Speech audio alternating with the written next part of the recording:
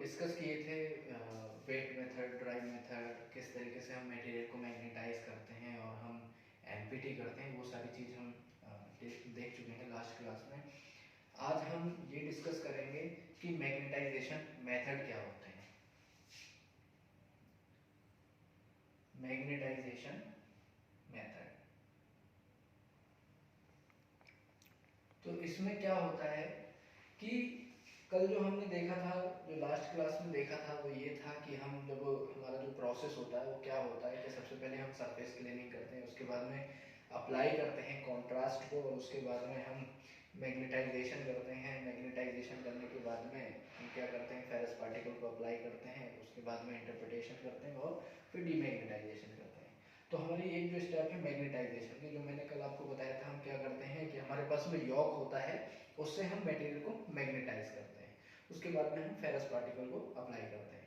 तो कल हमने ये सीखा था, या लास्ट क्लास में ये सीखा था कि जो यॉक है उससे हम किस तरह से मैग्नेटाइज कर देते हैं मटेरियल को। ऐसे ही हमारे मैग्नेटाइज करने के और भी बहुत सारे मेथड होते हैं, उसको हम देखेंगे। पहला जो मेथड है हमारा होता है डायरेक्ट मेथड, और हमारा सेकंड की बात करें, एक होता है हमारा इनडायरेक्ट मेथड। इनडायरेक्ट मेथड, देखिए डायरेक्ट मेथड वो मेथड होता है जिसमें हमें क्या करना होता है कि मटेरियल में हम करंट को फ्लो करते हैं, और उससे क्या होती है कि हमारी मैग्नेटिक फील्ड जनरेट होती है, और उसके बाद में जो भी हमारा प्रोसेस है उसको हम फॉलो करते हैं। इसके जैसे डायरेक्ट मेथड का जो एग्जांपल है वो क्या है कि जैसे हमारा प्रॉड हो गया, ठीक है, प्रॉड हो गया या फिर हेडशॉट हो गया, ये हमारे डायरेक्ट मेथड के एग्जांपल हैं। प्रॉड भी हमारा क्या है, एक तरीके इक्विपमेंट है जिससे हम मटेरियल को क्या करते हैं, मैग्नेटाइज करते हैं, और जब मटेरियल मैग्नेटाइज हो जाता है तो हमें पता है कि हमारा आगे का प्रोसेस क्या रहता है, ठीक है, फिर हम उस प्रोसेस को आगे के फॉलो करते हैं। ऐसे ही हमारा क्या होता है, हेडशॉट होता है, ये भी एक सिस्टम होता है। हम इससे क्या करते हैं, मटेरियल को मैग्नेटाइज करते हैं, और हमारा जब मटेरियल मैग्नेटाइज हो जाता है उसके बाद में हम अप्लाई कर लेते हैं फेरस पार्टिकल को, और उसके बाद हम क्या करते हैं, इंटरप्रिटेशन करते हैं। जो हमारा डायरेक्ट मेथड है, इसमें क्या होता है, जो प्रॉड है या हेडशॉट है, ये हमें सर्कुलर मैग्नेटिक फील्ड लाइंस देते हैं। कैसे देते हैं, सर्कुलर मैग्नेटिक फील्ड जनरेट करते हैं, या सर्कुलर मैग्नेटिक फील्ड लाइंस देते हैं। इसमें क्या होता है कि जो हमारा मटेरियल है उसमें हमारी सर्कुलर जो मैग्नेटिक फील्ड है वो सर्कुलर घूमती है, ठीक है, यह चलती है उसके अंदर। तो हम इसको, जो हमारा डायरेक्ट मेथड है, हम इसको सर्कुलर मेथड भी बोलते हैं। क्या भी बोलते हैं कि सर्कुलर मेथड, कि डायरेक्ट मेथड हमारा कैसा है, सर्कुलर मेथड है, ठीक है। अगर हम हेडशॉट की बात करें, हेडशॉट जो हमारा एक सिस्टम रहता है, इससे हमारे पास में क्या होता है कि इससे हम मटेरियल को मैग्नेटाइज करते हैं, ठीक है।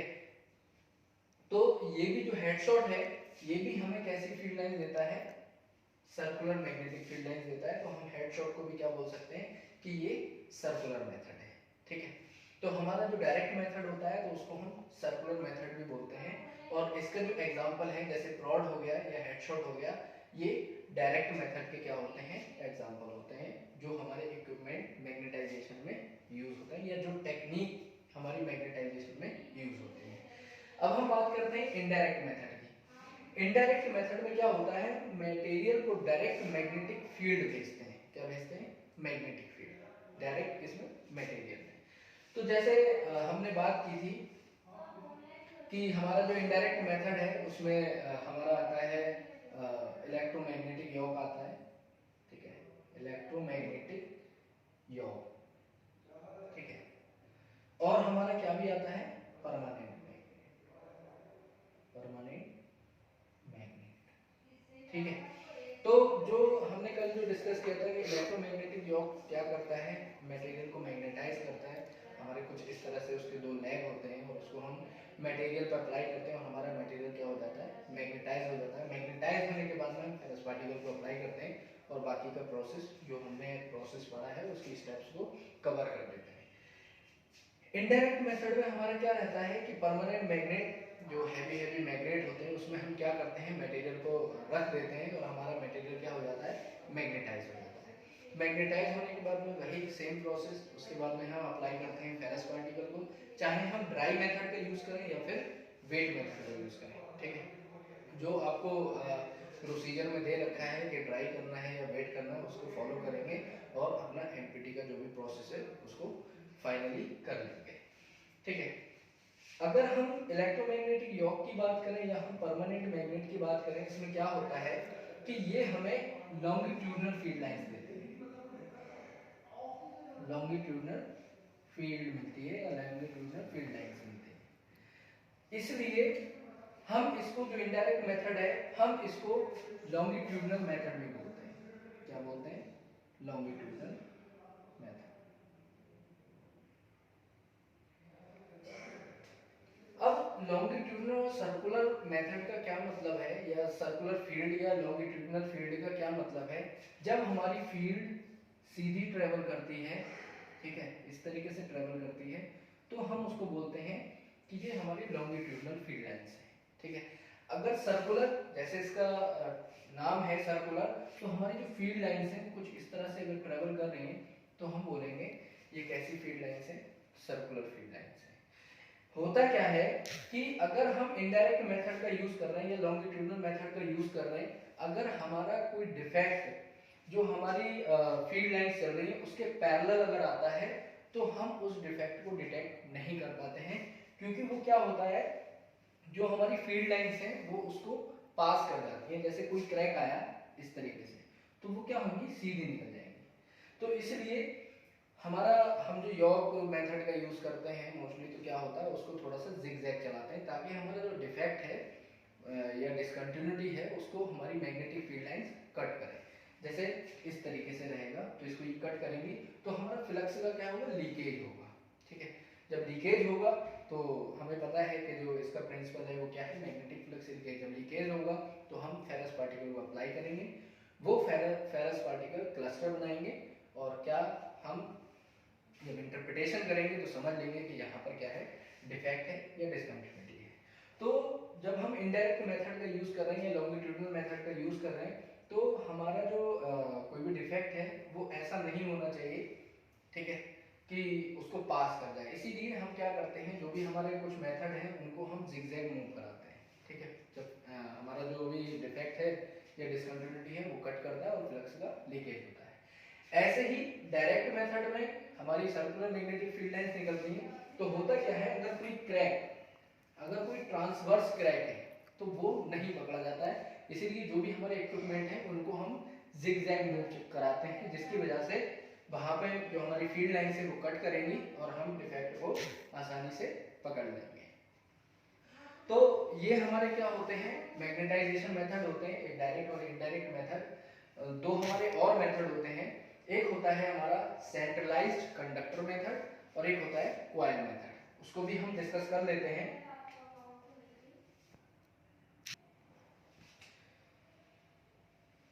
हमने ये टेक्निक कौन कौन सी? प्रॉड देखा, हेडशॉट देखा और योक देखा, योक मेथड, और हमने परमानेंट मैग्नेट। जो हमारा हेडशॉट है वो मोस्टली ऑटोमोबाइल सेक्टर में ज़्यादा यूज होता है। अगर हम प्रॉड की बात करें तो रिफाइनरी प्लांट में भी आपको देखने को मिलेगा और एरोस्पेस में भी आपको देखने को मिल जाता है। जो दो और मेथड की हमने बात की, सेंट्रलाइज कंडक्टर मेथड और सेकेंड हमने बात की कॉइल मेथड की, उसको देख लेंगे क्या मतलब है। पहले हम समझते हैं कॉइल मेथड को।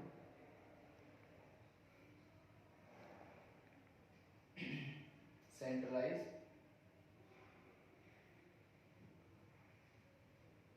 Conductor method. जो कॉइल मेथड है इसमें जो हमारी मैग्नेटिक फील्ड लाइंस निकलती हैं वो हमारी कैसे निकलती हैं? Longitude. Coil method longitudinal field lines निकलती हैं। अगर हम बात करें सेंट्रलाइज्ड कंडक्टर की, तो इसमें जो हमारी मैग्नेटिक फील्ड लाइंस निकलती हैं वो हमारी निकलती हैं सर्कुलर। अगर हम इसको भी समझें तो ये हमारा सर्कुलर मेथड में आ जाता है और ये हमारा किस में आ जाएगा? लॉन्गिट्यूडनल मेथड में। तो इसमें क्या होता है, हमारे पास में जो इक्विपमेंट होता है लाइक कॉइल की तरह होता है, उसमें क्या होता है, हम करंट पास कराते हैं, जिसकी वजह से हमारा क्या होता है कि मैग्नेटिक फील्ड प्रोड्यूस होती है। कैसे राइट हैंड थंब रूल आपने पढ़ रखा होगा, 12th में भी पढ़ा होगा, आई थिंक 10th में भी है। तो राइट हैंड थंब रूल क्या कहता है कि अगर हम कोई कंडक्टर को होल्ड कर लें अपने हाथ में तो कुछ इस तरह से हम होल्ड करें, ठीक है। तो ये जो थंब है वो इंडिकेट करता है करंट की डायरेक्शन को, और हमारी जो फिंगर है ये वो मैग्नेटिक फील्ड को शो करती है, ठीक है, ये डिनोट करती है। तो जब हमारा क्या होता है कि एक कॉइल है और उसमें हमारे करंट फ्लो हो रही है, तो उसकी चारों तरफ क्या होता है, मैग्नेटिक फील्ड जनरेट होती है, जिससे हमारा मटेरियल क्या हो जाता है, मैग्नेटाइज हो जाता है। और हमें यही चाहिए होता है कि हमारा मटेरियल क्या हो जाए, मैग्नेटाइज हो जाए। मैग्नेटाइज होने के बाद में हम आगे का प्रोसेस वही सिमिलर प्रोसेस है कि अप्लाई करेंगे फेरस पार्टिकल को। तो ये हमारा होता है कॉइल मेथड। अगर हम बात करें सेंट्रलाइज्ड कंडक्टर मेथड की, तो इसका मतलब जो इक्विपमेंट है कुछ कंडक्टर टाइप से है हमारा, और उसमें हम क्या करते हैं, करंट को फ्लो कराते हैं, जिससे वही चीज कि हमारे जो राइट हैंड थंब रूल जो हम समझे कि हमारा जो थंब है वो करंट की डायरेक्शन को शो करेगा और चारों तरफ के मैग्नेटिक फील्ड जनरेट होगी। ऐसे ही जो हमारा कंडक्टर है इसमें क्या है, करंट प्रोड्यूस हुई और चारों तरफ क्या होता है, मैग्नेटिक फील्ड जनरेट होती है, जिससे हमारे मटेरियल क्या हो जाता है, मैग्नेटाइज होता है। उसमें हमारी फील्ड लाइन ट्रेवल करती है कैसी, लॉन्गिट्यूड में, ठीक है। इसलिए हम इसको लॉन्गिट्यूडनल मेथड के भी नाम से जानते हैं। और इसको हम इसमें जो होंगी सर्कुलर होंगी और इसमें कैसी होंगी, लॉन्गिट्यूडनल होंगी, ठीक है। तो इस चीज को थोड़ा सा क्लियर कर लेंगे। जो सेंट्रलाइज्ड कंडक्टर मेथड है वो हमें सर्कुलर फील्ड लाइन देगा, जैसे ये हमारा सेंट्रलाइज्ड कंडक्टर है और इसके चारों तरफ इस तरीके से मैग्नेटिक फील्ड जनरेट हो रही है, और हमारे मटेरियल में भी कैसे जाएगी, सर्कुलर जाएगी, ठीक है। इस पॉइंट को थोड़ा सा करेक्ट कर लेंगे। तो कॉइल मेथड हमें लॉन्गिट्यूडनल फील्ड लाइंस देगा, और हमारा जो सेंट्रलाइज्ड कंडक्टर मेथड है वो कैसी, सर्कुलर देगा, और हमारा मटेरियल क्या हो जाएगा, मैग्नेटाइज हो जाएगा, और हम अप्लाई कर सकते हैं किसको, फेरस पार्टिकल को। आगे का प्रोसेस हमारा सेम रहेगा, ठीक है। नेक्स्ट टर्म आता है, नेक्स्ट टर्म आता है हमारा मैग्नेटिक डोमेन। देखिए मैग्नेटिक डोमेन का क्या मतलब है, अगर हमारा कोई भी मटेरियल है तो उसके अंदर जो मैग्नेट जो फेरस मटेरियल है तो उसमें क्या होता है कि जो पार्टिकल है उसके अंदर या जो भी एटम कह लें तो वो कुछ इस तरह से होते हैं।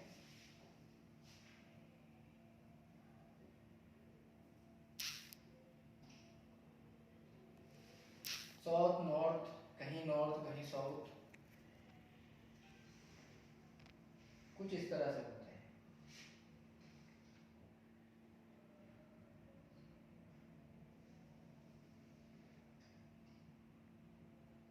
तो कुछ इस तरह से होते हैं। ये हमारा मटेरियल कैसा है, अभी मैग्नेटाइज नहीं हुआ है। जब हम क्या करते हैं, इस मटेरियल को हम मैग्नेटाइज करते हैं तो वो कुछ इस तरह से अपना डोमेन बना लेता है। ये जो पार्टिकल है कुछ इस तरह से,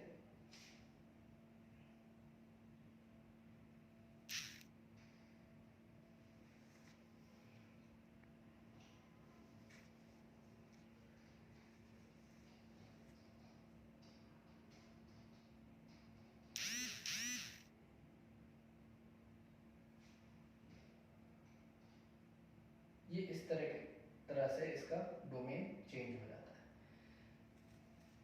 ये हमारा एक नॉर्थ पोल हो जाएगा और एक साउथ पोल हो जाएगा जब हम इस मटेरियल को क्या कर देंगे, मैग्नेटाइज करेंगे, ठीक है। पहले हमारा ऐसे था और अब हमारा जब हम इसको मैग्नेटाइज करेंगे तो कुछ इस तरह से हो जाएगा और हम कहेंगे कि ये मटेरियल हमारा क्या हो गया है, मैग्नेटाइज हो गया। मैग्नेटाइज होने के बाद में हम आगे का process apply ferrous particle, interpretation, और उसके बाद में हमें क्या करना है, डीमैग्नेटाइजेशन करना है। मैंने बताया था कि आपको कि डीमैग्नेटाइजेशन क्यों करते हैं, क्योंकि हमारा जो मटेरियल है अगर उसकी प्रॉपर्टी रिटेंटिविटी की है तो वो एज ए मैग्नेट वर्क करेगा। अगर आपको कोई प्रोसेस करना है, ठीक है, तो उसमें प्रॉब्लम क्रिएट करेगा, क्योंकि आसपास में वर्कशॉप में होता क्या है कि बहुत सारे स्क्रू पड़े हुए हैं, नट पड़ा हुआ है, फेरस पार्टिकल भी पड़े हुए, तो वो उस पर अट्रैक्ट होंगे, तो उसके बाद में आप कुछ प्रोसेस करना चाहेंगे तो वो सही से नहीं होगा। इसलिए हम क्या करेंगे, डीमैग्नेटाइज कर देंगे मटेरियल को। और आपको पता है कि डीमैग्नेटाइजेशन अगर करना है तो अगर आपने क्या किया है, मैग्नेटाइज अगर यॉक से किया है तो उसको अगर रिवर्स चला देंगे, ठीक है, या रिवर्स उसको अप्लाई करेंगे, जैसे इस तरीके से आपने मैग्नेटाइज किया, उसको क्या है डायरेक्शन चेंज करके उसको डीमैग्नेटाइज भी कर सकते हैं। या फिर आपने एसी देके उसको मैग्नेटाइज किया, एसी करंट देके मैग्नेटाइज किया, अगर आपको डीमैग्नेटाइजेशन करना है तो उसको आप डीसी करंट की सप्लाई दे दीजिए, तो वो क्या हो जाएगा डीमैग्नेटाइज हो जाएगा। या फिर अगर आपने डीसी करंट सप्लाई की है मैग्नेटाइज करने के लिए, तो आप क्या कर सकते हैं एसी करंट दे दीजिए, वो मटेरियल क्या होगा फिर डीमैग्नेटाइज होने लगेगा। एक और मेथड होता है डीमैग्नेटाइजेशन का, बाय हीटिंग। बाय हीटिंग, अगर आप मटेरियल को हीट कर देंगे तब भी मटेरियल क्या हो जाएगा डीमैग्नेटाइज हो जाएगा। ठीक है, ये जो मटेरियल की प्रॉपर्टीज होती हैं, रिटेंटिविटी, रिलक्टेंस, परमेबिलिटी, ये अभी हम इसके थोड़ी देर में डिस्कस करेंगे, ये चीजें क्या होती हैं। ठीक है, हमने लास्ट क्लास में डिस्कस किया था ड्राई और वेट, ड्राई और वेट मेथड, जो हमने एमपीटी का जो मेथड होता है वो ड्राई एंड वेट मेथड को डिस्कस किया था। उसमें थोड़ी सी चीज हम समझ लेंगे।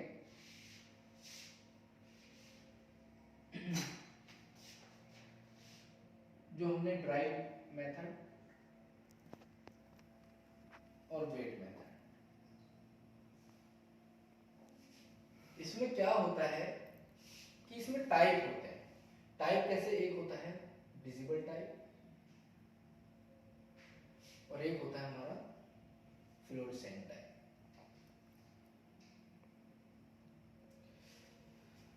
अगर आपसे मैग्नेटाइजेशन मेथड पूछ रहा है तो इसका मतलब डायरेक्ट मेथड और इनडायरेक्ट मेथड की बात करनी है, यानी कि लॉन्गिट्यूडनल मेथड और सर्कुलर मेथड की बात करनी है। अगर आपसे एमपीटी के मेथड की बात कर रहा है तो इसका मतलब ड्राई मेथड या फिर वेट मेथड। ठीक है, तो ड्राई मेथड आपको कल बताया था कि ड्राई मेथड का मतलब क्या रहता है कि अगर हम सूखे हुए पार्टिकल को अप्लाई कर रहे हैं तो हम बोलेंगे कि वो ड्राई मेथड है। अगर हमारे पार्टिकल कैसे गीले हैं, ठीक है, तो हम उसको बोलते हैं वेट मेथड। विजिबल टाइप का मतलब क्या होता है और फ्लोरेसेंट टाइप का क्या मतलब होता है उसको समझ लेंगे। विजिबल टाइप का मतलब ये होता है कि अगर हम जो एमपीटी है अगर नॉर्मल लाइट में कर रहे हैं तो हम उसको बोलेंगे कि हम विजिबल टाइप कर रहे हैं। इस केस में कुछ चीजों का ध्यान रखना होता है। अगर नॉर्मल लाइट है, जिसको हम नॉर्मल लाइट भी बोलते हैं और हम ऑर्डिनरी लाइट भी बोलते हैं, या फिर वाइट लाइट भी बोलते हैं। अगर हमें इस लाइट में अगर हमें इंस्पेक्शन करना है या एमपीटी करना है तो हम बोलेंगे कि हम कौन सा टाइप कर रहे हैं, विजिबल टाइप कर रहे हैं। ठीक है, इसमें क्या होता है जो हमारे फेरस पार्टिकल हैं उनका जो कलर है हमारा रेड हो सकता है, ब्लैक हो सकता है, ग्रे हो सकता है या फिर ब्राउन हो सकता है। ठीक है, और इसमें हमारा जो कंट्रास्ट होता है, जो हम कंट्रास्ट का यूज करते हैं वो हमारा वाइट कलर का होता है। ठीक है, वाइट कलर का होता है। इसमें हमारी नॉर्मल लाइट की जो इंटेंसिटी होनी चाहिए वो होनी चाहिए 1076 लक्स, ना इससे ज्यादा होनी चाहिए ना ही कम होनी चाहिए, जिससे क्या होगा कि हम अच्छे से इंटरप्रिटेशन नहीं कर पाएंगे। इसलिए जो हमारी नॉर्मल लाइट है या व्हाइट लाइट है इसकी इंटेंसिटी जो है वो 1076 लक्स होनी चाहिए। अगर हम फ्लोरेसेंट टाइप की बात करें, इसमें जो हमारे पार्टिकल होते हैं, जो मैग्नेटिक पार्टिकल होते हैं, जो हम फेरस पार्टिकल का यूज करते हैं मैग्नेटाइजेशन के बाद में, तो वो ग्रीन कलर के होंगे या फिर येलो कलर के, फ्लोरेसेंट टाइप में। इसको हम डार्क रूम के अंदर करते हैं। कहाँ पे करते हैं, डार्क रूम में। डार्क रूम में जो हमारी नॉर्मल लाइट है वो हल्की सी रहती है, लेस देन 20 लक्स, 20 लक्स से कम होती है, जिससे हम हमारा जो मटेरियल है उसको देख पाए या जो हमारे इक्विपमेंट है उसको देख पाए। ठीक है, तो 20 लक्स से कम होती है, इसको हम कहाँ करते हैं, डार्क रूम में करते हैं। जो पार्टिकल की हमने बात की, हमारे जो फेरस पार्टिकल हैं वो तो ग्रीन या फिर येलो कलर के होंगे। फ्लोरेसेंट का मतलब होता है चमकदार। ठीक है, तो हमारे चमकते हुए ये पार्टिकल होते हैं जो कि ग्रीन या येलो कलर के होते हैं। जो हम कॉन्ट्रास्ट का यूज करते हैं वो ब्लू या वायलेट कलर का हम क्या करते हैं, कॉन्ट्रास्ट का यूज करते हैं। अब कुछ और भी चेंजेस है। होता क्या है कि हमें एमपीटी करना है तो हम क्या करेंगे, पहले सरफेस क्लीनिंग करेंगे, उसके बाद में हम क्या करते हैं, अप्लाई करते हैं कॉन्ट्रास्ट को, और उसके बाद में मैग्नेटाइजेशन करते हैं। तो ये सारी चीज़ें क्या है, सरफेस क्लीनिंग है। तो विजिबल टाइप में, फ्लोरोसेंट टाइप में, दोनों में सेम होनी है। हमने सेकंड में अप्लाई कॉन्ट्रास्ट, तो इसमें विजिबल टाइप करना है तो हम व्हाइट कलर का कॉन्ट्रास्ट डालेंगे। अगर फ्लोरोसेंट टाइप है तो इसका मतलब ब्लू कलर का होगा या फिर वायलेट कलर का होगा। उसके बाद में मैग्नेटाइजेशन। मैग्नेटाइजेशन जो भी आप टेक्निक का यूज़ कर रहे हैं, मैग्नेटाइज करने के लिए जो भी मेथड का यूज़ कर रहे हैं, आप क्या करेंगे, उससे मैग्नेटाइज कर देंगे, चाहे योक से करें या प्रोड से करें या कॉइल से, किसी से भी करें। उसके बाद में हमें क्या करना होता है, अप्लाई करना होता है फेरस पार्टिकल को। अगर आपका विजिबल टाइप है तो आपका कलर रेड हो सकता है, ब्लैक हो सकता है, ग्रे हो सकता है या फिर ब्राउन कलर हो सकता है, वो पार्टिकल आप अप्लाई करें। फ्लोरोसेंट टाइप अगर कर रहे हैं, इसका मतलब डार्क रूम में कर रहे हैं, तो आपके जो पार्टिकल हैं ग्रीन कलर के हो सकते हैं या फिर येलो कलर के हो सकते हैं। उसके बाद में आपने अप्लाई किए फेरस पार्टिकल, फिर आप क्या करेंगे, इंटरप्रिटेशन। इस केस में आप इंटरप्रिटेशन ऐसे ही कर लेंगे, आपको चीजें विजिबल हो जाएंगी। लेकिन फ्लोरोसेंट टाइप के लिए आपको यूवी लाइट की जरूरत पड़ेगी। जब आप यूवी लाइट आपके मटेरियल में जहाँ पे टेस्ट किए हैं, जब यूवी लाइट डालेंगे तब आपको अच्छे से चीजें विजिबल होंगी। अगर जहाँ पर डिफेक्ट है, डिसकंटिन्यूटी है, तो आपको कैसे कलर का क्लस्टर दिखाई देगा वहां पर। अगर आपने ग्रीन कलर का पार्टिकल डाले हैं तो ग्रीन कलर होगा, या फिर येलो कलर अप्लाई किए हैं तो येलो कलर आपको विजिबल होगा। कब विजिबल होगा, जब आप यूवी लाइट का यूज करेंगे। ठीक है, बिना यूवी लाइट अगर आप इंटरप्रिटेशन करना चाहते हैं तो आप इंटरप्रिटेशन नहीं कर सकते, यूवी लाइट का आपको यूज करना ही पड़ेगा। यूवी लाइट की जो इंटेंसिटी है वो लगभग 1000 माइक्रोवाट पर सेंटीमीटर स्क्वायर होनी चाहिए।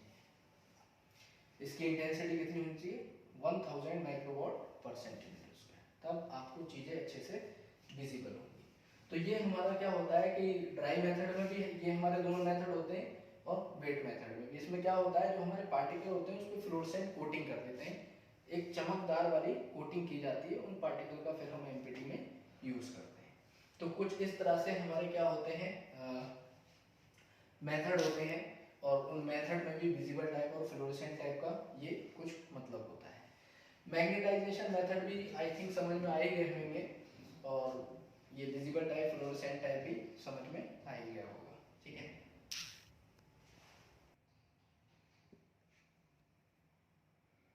इंडिकेशंस। जो भी हम मेथड कर रहे हैं एनडीटी का, चाहे वो एलपीटी करें, एमपीटी करें, यूटी करें, आरटी करें, जो भी अगर हम एडी करंट करें, कुछ भी अगर हम कर रहे हैं, तो वो हम किसके लिए कर रहे हैं, इंडिकेशंस के लिए, कि हमें क्या इंडिकेशंस मिलने चाहिए। ठीक है, जब इंडिकेशंस मिलेंगे तभी हम समझेंगे कि यहाँ पर डिसकंटिन्यूटी है, यहाँ पर क्या है, डिफेक्ट है।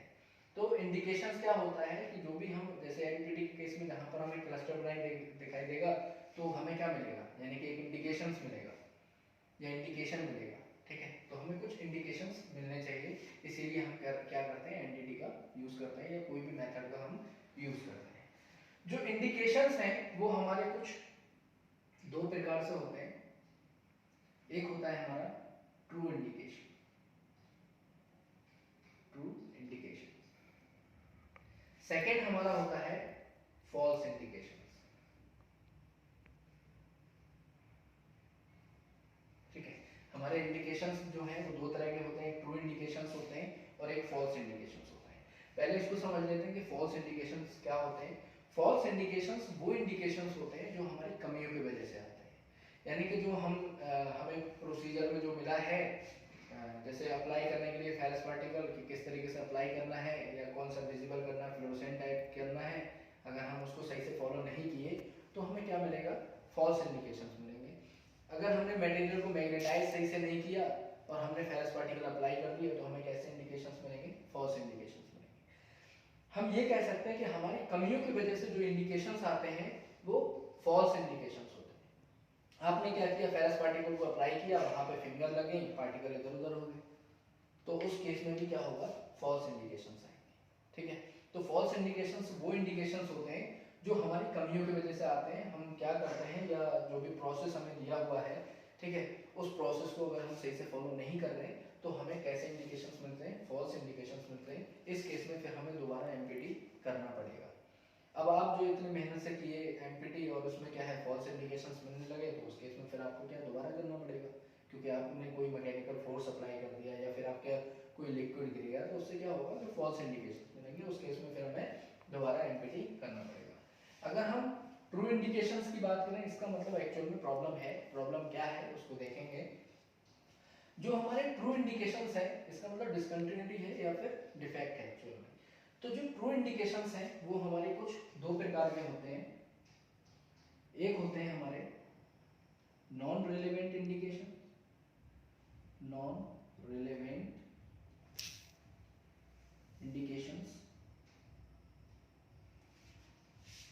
दूसरा होता है हमारा रेलेवेंट इंडिकेशन।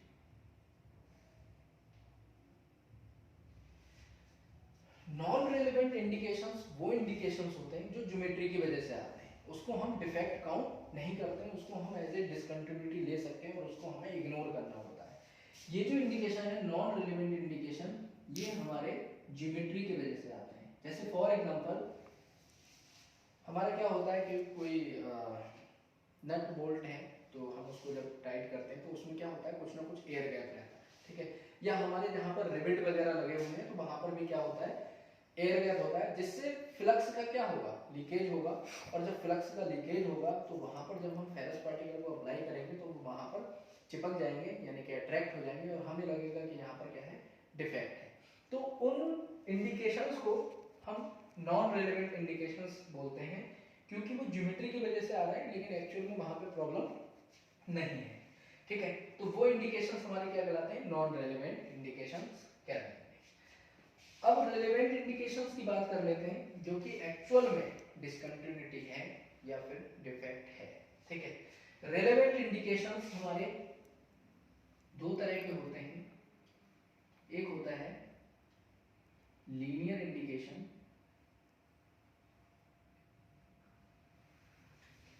दूसरे होते हैं हमारे राउंडेड इंडिकेशन।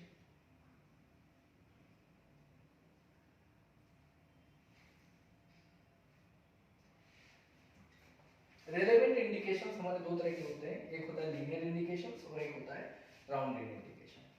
लीनियर इंडिकेशन वो इंडिकेशन होते हैं जिसकी लेंथ जो है वो ग्रेटर देन होती है 3 टाइम्स ऑफ विड्थ के, उसको हम बोलते हैं लीनियर इंडिकेशन।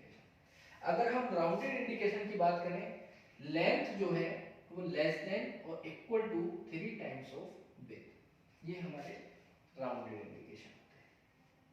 अगर लंबाई जो है वो 3 गुना से अधिक है चौड़ाई से, तो हम उसको लीनियर इंडिकेशंस बोलते हैं। अगर लंबाई जो है वो 3 गुना या उससे कम है चौड़ाई से, तो हम उसको राउंडेड इंडिकेशंस बोलते हैं, ठीक है। तो लीनियर इंडिकेशन और राउंडेड इंडिकेशन समझ में आया होगा। थोड़ा सा एग्जांपल लेके समझ लेते हैं।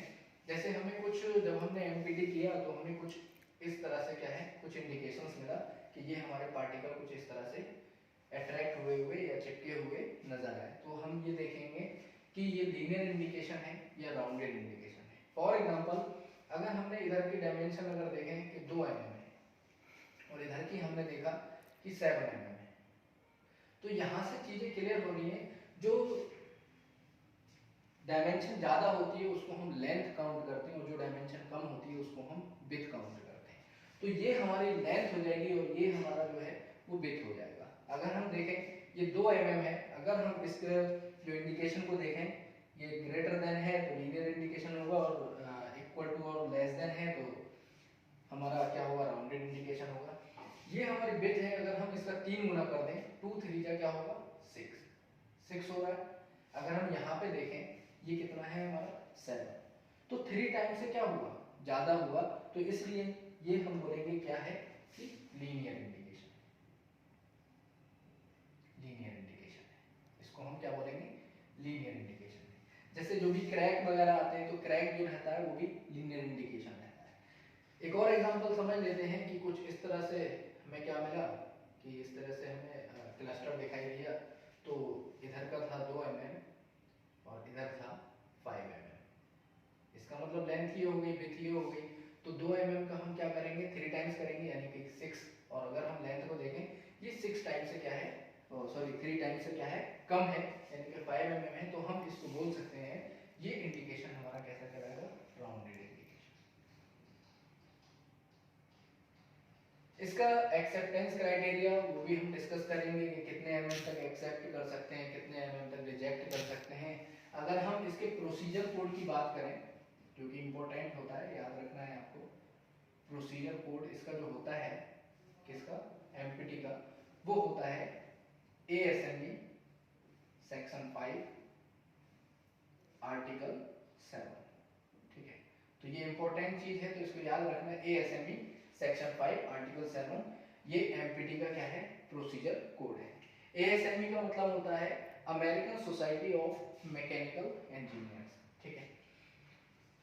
ठीक है, बाकी नेक्स्ट क्लास में हम डिस्कस करेंगे, अगर इसमें कोई भी क्वेरी हो तो आप पूछ सकते हैं।